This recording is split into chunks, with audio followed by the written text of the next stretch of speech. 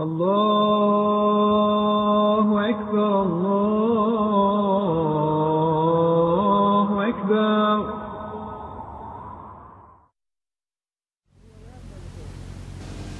I was born in India, in a village,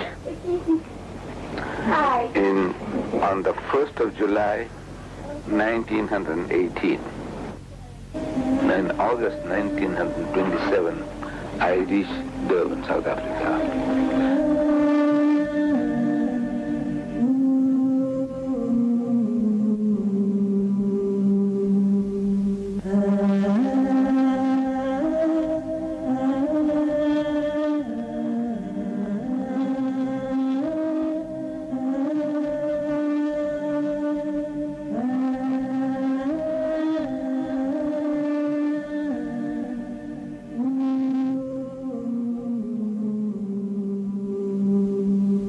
This is the Madrasa Arcade in Durban, South Africa. The curious narrow alleyways of the Madrasa Arcade are familiar to Yaqub Mehtar. Over 50 years ago, he and his young friend Ahmed would wander through the marketplace on their way to the tailor shop of Ahmed's father, Hussein Deidat. And this is the shop of Mr. Deidat Senior. 9-year-old Ahmed Deidat moved to Durban in 1927 to join his father Hussein, who had settled there a few years earlier. Ahmed's voyage to South Africa had been long and difficult. In fact, he almost never made it to the streets of Durban. Much of the money went to pay for the rent of their small apartment in Ismail Building, next to one of the oldest mosques in Durban. One of Ahmed's neighbors in the building, Ahmed Suleiman Beylim, would eventually become one of his lifelong supporters. This is the building, and on the right you see this apartment here. Ahmed Deidat and his family stayed, and I used to be his neighbor. Next one, which is in apartment number 2. So you are very close. So we're very close. In fact, nice people, but the family was very poor people. Ahmed enrolled at the Anjuman school, where he was in Standard 4. It was the first time he had seen the letters ABC and heard the words yes and no. In 6 months' time, however, he had learned English and became the top of his class. He was promoted to the next standard, where he also excelled academically. Every day he walked to school and back home because his father couldn't afford the bus fare of 2 pennies. He later moved on to Sastry College, a respectable school built by an Indian immigrant to South Africa. Ahmed showed up for the first day of his new school in his clean new uniform, ready to hit the books. But this is where Ahmed Deidat's education came to an abrupt end. He must have spent only a few hours walking these corridors, because after only 3 days at college, his father pulled him out. Financial considerations put an abrupt end to him furthering his education. Ahmed's mission was outside Durban in the rolling hills of rural South Africa. Ahmed took a job in a country store called the O.N. Mohammed shop. Just across the way was the enormous Adams Mission Complex, an institute where young missionaries learned how to convert others to Christianity. These missionaries, they were making life miserable for us from this college. We were getting training there as to how to deal with the Muslims. And as they came to do their shopping here, they asked us questions. Criticism, actually. He says, Muhammad has so many wives. I knew nothing about that. He says, Muhammad spread his religion at the point of the sword. I knew nothing about that. He says, he copied his book from the Jews and the Christians. I knew nothing about that. So what was I as a Muslim to do? I had a natural urge for reading. And one Sunday morning, going into my boss's warehouse, go down, I was rummaging through a pile of old newspapers, looking for some better reading material than newspapers to read. And as I was looking for such a material, I came across a worm-eaten book. This book, we have renewed the cover, but a worm-eaten book. And when I picked it up, I started to sneeze because it was all full of mildew. And I read the title of the book. It said, Izharul Haq, spelled out in Latin script, I-Z-H-A-R-U-L-H-A-K-K, Izharul Haq. Now, to me, that sounded Arabic, Izharul Haq. It sounds like Arabic. So I didn't know what it meant. I see here at the bottom it says the truth revealed. This was a very old publication printed in 1915 in India. 2 years older than myself. I was born in 18, this is 3 years older than myself. Now this book actually changed my life. Ahmad Deedat now had his armor. His shield would be his extensive knowledge of the Bible and Quran, and his sword would be his frank, piercing style of delivery. In 1940, he took to the stage and began giving lectures to small audiences, the first of which was Muhammad, the Messenger of Peace. I made appointments with them to go to their homes on Sundays, after church, their church, and talking to them, and I talked myself into talking until I came to Durban, reside in Durban. I found a job in Durban. And in Durban, around the 50s, an opening took place. This is also Allah's Musabbib al-Asbab. We had a very charismatic speaker coming from overseas. And this speaker, very unusual, for a Sunday morning, he used to get 300 people every Sunday morning. And the crowd was increasing continuously. And I used to attend this talk of his, very fascinating. At the end of the talk, question and answers, and when everything was over, after a few months, a revert to Islam, an Englishman who had become Muslim, by the name of Mr. Fairfax. This Mr. Fairfax, he suggested this, look, any of you, if you are interested, I am prepared to teach you people comparative religion. But he called it Bible class. He said, I will teach you the Bible, how to use the Bible in propagating Islam. So he said, very good. So out of this 200 to 300 audience every Sunday morning that this other gentleman drew, about 15 to 20 opted to remain for a second injection. And this Mr. Fairfax began teaching us that, look, in the book of Daniel, there are certain prophecies and how to use those prophecies. In the book of Deuteronomy, in the Bible, there are certain prophecies regarding the coming of our Nabi Kareem Sallallahu Alaihi Wasallam and how we can exploit them, how we can expound them. So this thing carried on for a few weeks or a couple of months, and then Mr. Fairfax was absent.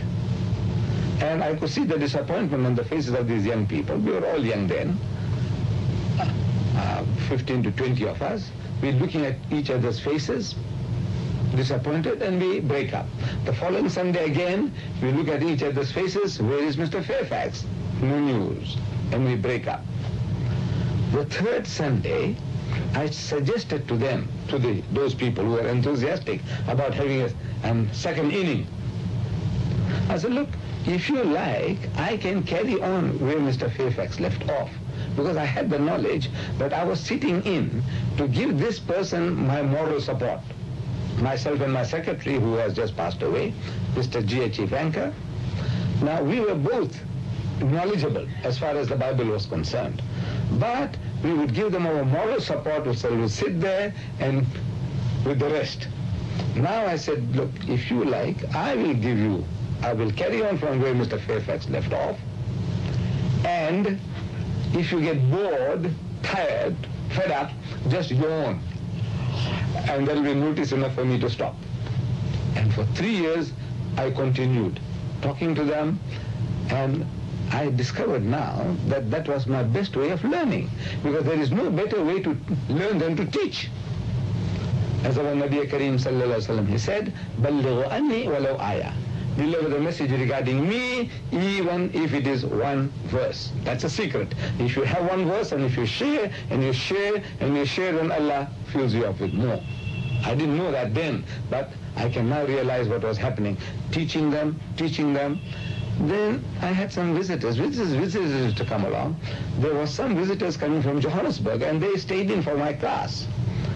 And they felt that they can exploit my talents. So they said, look, we are having a birthday celebration of the Holy Prophet Muhammad sallallahu alaihi wasallam in the City Hall of Johannesburg, and we would like you to come and speak to us. So I said, I'm a working class man, I can't afford these trips, but if you give me an air ticket, I will come. So they gave me an return air ticket, and for the first time in my life, I traveled by air to reach Johannesburg and deliver the lecture. Now that gave me an idea. But if I can lecture in the City Hall of Johannesburg, what is wrong with the City Hall of Durban? So we organized a lecture here in the City Hall of Durban. And it was in 1958, December 1958. And as a result of that, two Caucasians, white people, Europeans, they started visiting our offices in Madrasa Arcade. And subsequently, twice, a certain type of conversion took place that we converted to those two white gentlemen who were coming from our office. We converted them in the West Street Mosque here in Durban, and then another two within a week, an Indian and a European again in the Juma Masjid, Durban. So there was somebody watching. Allah watches all times. But there was somebody else who was witnessing our work. An elderly gentleman by the name of Haji S.I. Kadwa. So after the second conversion of people in the Juma Masjid, the man, while he's tying his shoelaces, I'm also on the same bench tying my shoelaces, he's telling me that he had observed my work, what I had been doing, and he likes it very much. And he said, look, I've got 75 acres of land at a place called Brahma in Natal, about 55 miles outside Durban, and I'm prepared to give it to you. So I said, I accept. He said, no, not so fast. You must first have a look at the place. I said, what is there to look? So he said, no, you must first have a look. I was thinking that if there are 50 acres of rocks, I will still have 25 acres of good land. If there are 25 acres of rocks, I'll have 50 acres of good land. And Natal is a garden colony. This colony is called a garden colony with all its greenery and beauty and natural other qualities about it. So he said, no, you must have a look. So I, with our trustees, I went down and I saw the land and I accepted it and I started establishing an institution called As-Salam, where I could train Muslim missionaries. It is functioning at the moment. Ahmed and his family uprooted from Durban and moved 80 kilometers south to the uninhabited hills surrounding As-Salam. He had to chop down trees just to reach the land. Once he arrived, he immediately put his hand to the plow in establishing the institution. But Ahmed was devoted to spreading Islam in the best way he knew how, by speaking. His wife, Hawa, was at first shocked to see her husband doing so well up on the stage. I thought, can this man talk? But his talks gained in popularity until eventually he found himself here at the town hall in Durban. He now had a full house of around 2,000 people. Deedat's lectures here were some of the few events in which segregation briefly disappeared. His message was that there were many contradictions in the Christian Bible and doctrine, and that Muhammad was indeed a noble messenger sent by God. Ahmed's preaching began to take over his life. He moved to apartment number 45, Hussein Building, where he put in countless hours of planning as well as budgeting. We had been doing a certain type of work in that we were using the Juma Masjid Durban for attracting visitors. So we started advertising the Juma Masjid Durban. In the Durban Corporation brochure, they give out to visitors, tourists, we saying that visit the largest mosque in the southern hemisphere. For a free guided tour, phone 27054. That was a very old number. And people used to phone and they used to come. Because generally to the tourist, they didn't know the difference between a mosque and a temple. To them now, these are synonymous terms. So they came and we explained to them what goes on. We gave them free literature. And this was one of our major works that we were doing, giving out literature and explaining Islam. If I were to tell you, he said, look, what is the name of the God that you worship?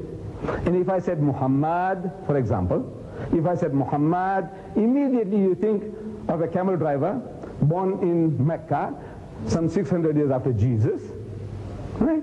And if you know his history, so yes, his father's name was Abdullah, his mother's name was Amina, and he was born in Makkah, he died in Medina, he's buried there. So you have a mental picture. So as soon as you have a mental picture, it's rejected in Islam. You can't have any name which creates a mental picture. We Muslims, we say that call God Almighty by any name. Call him by any name, as long as that name is not contaminated.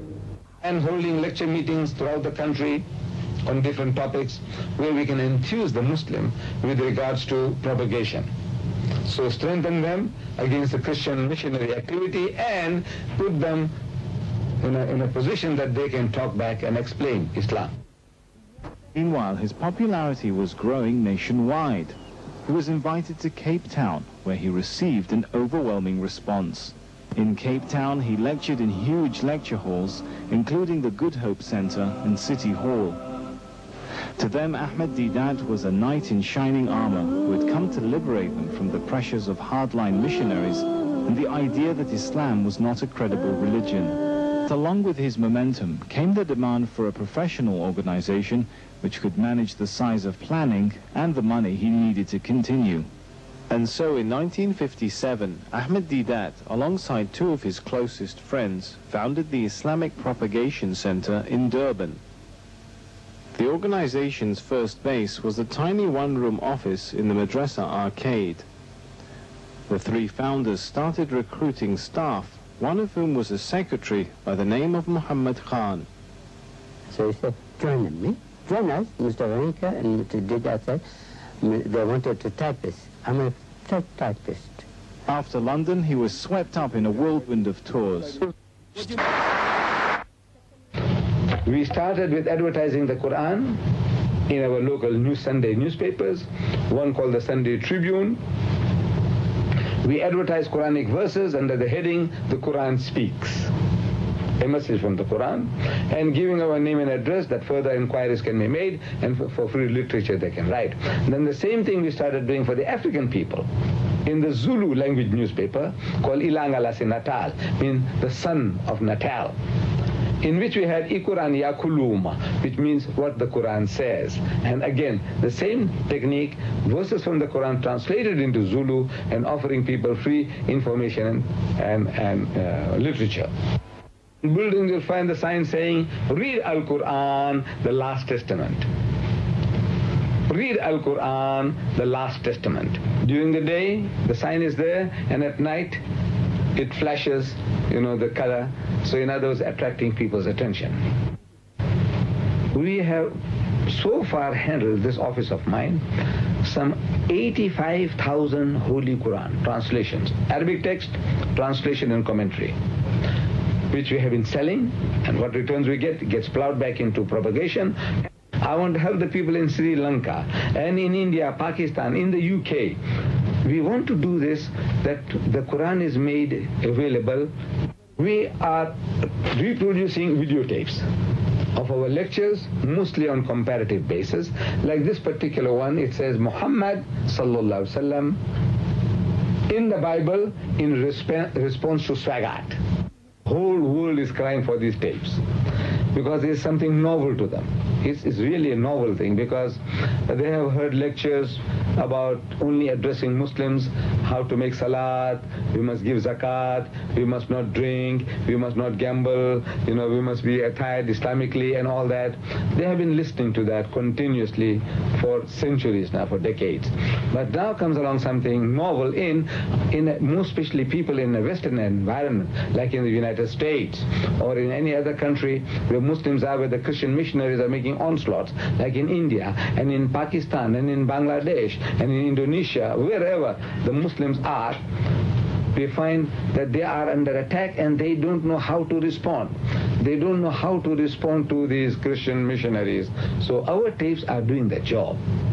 So there is a demand all over the world, so the department is expanding and increasing. So we have now exploited the machines, these electronic wizards, by creating what we call Islamic telecoms. We have two in Durban at the present moment.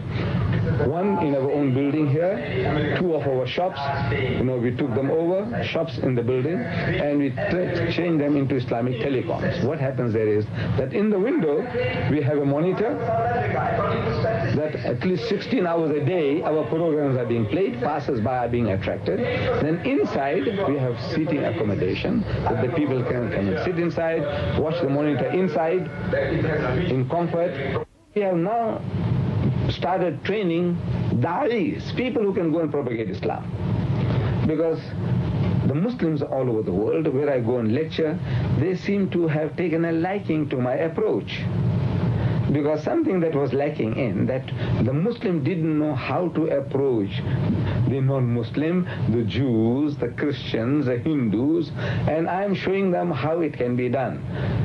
To me, it's just a very natural thing to do, which Allah Bari Ta'ala gives us the secret in the Holy Quran when He says, "Qul," tell them, "Ya Ahl al-Kitab, O people of the book, O Jews and Christians, ta'alaw, come. Ila kalimatin sawa'in baynana wa baynakum," that we come to common terms as between us and you. Let us get onto a common platform, some understanding us about basics. And then Allah Bari Ta'ala tells us what to talk about. But now we have not been doing that because we don't know how. Allah is telling you on a common platform, talk about this. Allah na'budu illallah wa la nushrika bihi shay'an wa la yattakhidha ba'duna ba'dan arbaba min dunillah.